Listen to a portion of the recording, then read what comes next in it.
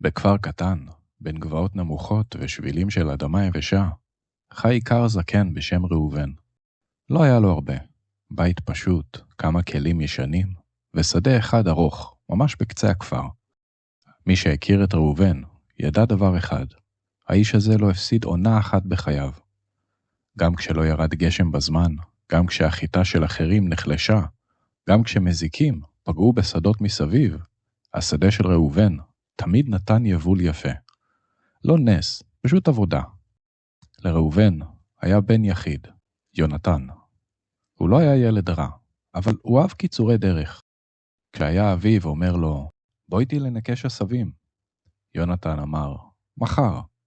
כשהיה אביו אומר, צריך להפוך את האדמה לפני החורף.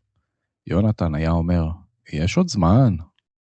וכשהיה רואה את אביו קם לפני הזריחה, הוא היה מתהפך במיטה ולוחש לעצמו, יום אחד השדה הזה יהיה שלי, ואז אני אעשה את הדברים בדרך שלי ובקצב שלי. השנים עברו, וראובן הזדקן מאוד. ידיו רעדו, גופו נחלש, והליכתו נעשתה איטית. יום אחד, כששכב במיטתו, הוא הבין שימיו קרובים לסופם. הוא קרא ליונתן לשבת לידו. החדר היה שקט, אור ערב רך נכנס מהחלון. ראובן הביט בבנו זמן ארוך, כאילו רצה לומר הרבה, אבל בסוף אמר מעט. יונתן, בשדה שלנו, בקצה הרחוק, איפה שהאדמה תמיד קשה, קבור שם קנקן זהב. יונתן קפא. קנקן זהב? הוא לחש. ראובן הנהן קלות. אני לא הספקתי להוציא אותו. תחפש טוב, אתה תמצא אותו, אל תוותר. אלה היו המילים האחרונות שלו. יונתן לא בזבז זמן. במקום לצאת לשוק, במקום לשבת עם חברים, הוא לקח את המעדר הכי טוב שהיה בבית ורץ לשדה. קנקן זהב, הוא מלמל לעצמו בהתרגשות. זהו, החיים שלי עומדים להשתנות. הוא התחיל בקצה השדה, במקום שאביו אמר לו לחפש. הוא חפר שעה, שעתיים, חצי יום, ולא מצא כלום. כנראה עמוק יותר, הוא אמר לעצמו. למחרת הוא חזר, חפר עוד רצועה ועוד אחת, הפך גושים קשים, שבר אדמה יבשה, הזיע תחת השמש, וכלום.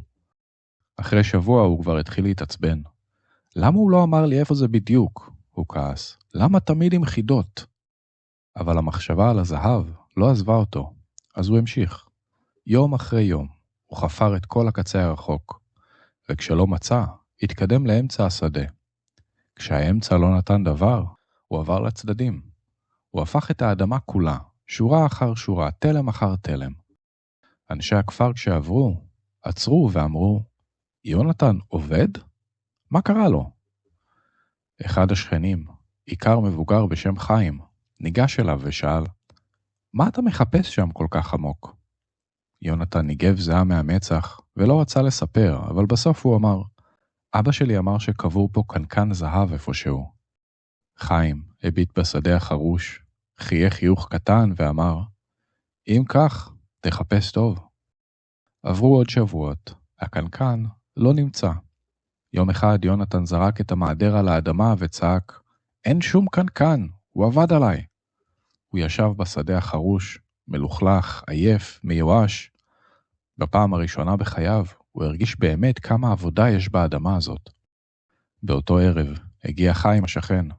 הוא עמד לידו, הביט בשדה ואמר, ועכשיו, כשהפכת את כל האדמה, מה תעשה? כלום, אמר יונתן במרירות. זהו, אני גמור. חיים משך בכתפיו. חבל, זו האדמה הכי טובה שתהיה לך אי פעם. אם כבר הפכת אותה, אז תזרע. יונתן שתק. משהו בקול של השכן גרם לו לקום. למחרת הוא הלך לשוק, קנה זרעים וחזר לשדה. הוא זרע וחיכה. הגשמים הראשונים הגיעו, הנבטים יצאו, השורות התמלאו ירוק. העונה התקדמה והשדה התעורר לחיים חדשים. כשבא זמן הקציר, יונתן עמד המום. השדה נתן יבול שלא ראה מעולם. שיבולים כבדות, חזקות, מלאות, פי 2 ממה שהתרגלו בשנים הקודמות. אנשי הכפר באו לעזור בקציר, וכולם דיברו על השדה של ראובן. עכשיו של יונתן. בלילה, אחרי שסיים לאסוף את היבול, ישב יונתן לבדו בקצה השדה. הרוח הייתה נעימה, הירח האיר את האדמה, ואז הוא הבין, אבא שלו לא שיקר. היה קנקן זהב, אבל לא מתחת לאדמה, בתוך האדמה. לא כלי מלא מטבעות זהב, אלא שדה שהופך לזהב, רק למי שמוכן לעבוד אותו. יונתן חייך, לראשונה מאז מות אביו, הוא הניח את ידו על האדמה ולחש, עכשיו הבנתי, אבא. לפעמים, האוצר שאנחנו מחפשים לא קבור באדמה, אלא נוצר מעבודה, מהתמדה ומהסבלנות שלנו.